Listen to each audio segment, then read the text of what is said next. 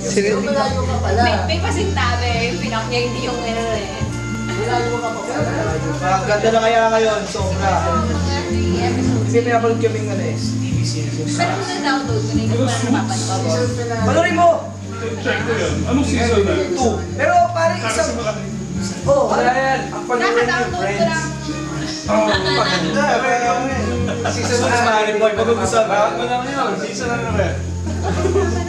Pare siya yung hindi siya nag-aral, wala siyang pinag-aralan pare, pero sobrang... Pero ang ganda pa lang sa... So hindi siya nag-board exam. Pero sa...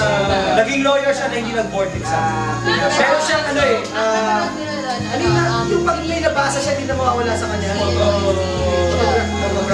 Photographer.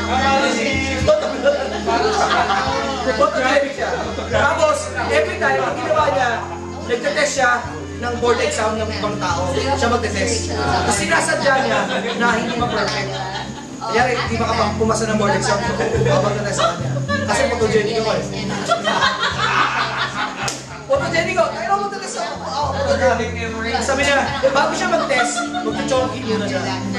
Mag-chonky niya mag-test. Tapos, nahulihan siya. Kasi hindi nila nabibenta ng mga iba. Hinahabol siya na sa pumasok siya sa isang law firm. Nag-apply siya. Tapos parang nagpanggap siya nag-apply. Interview siya nung lalaki niya. Hindi ka naman pala graduate ng law eh. Paano kita eh? Mas na nga rito, kailangan niya si Harvey. Sabi niya,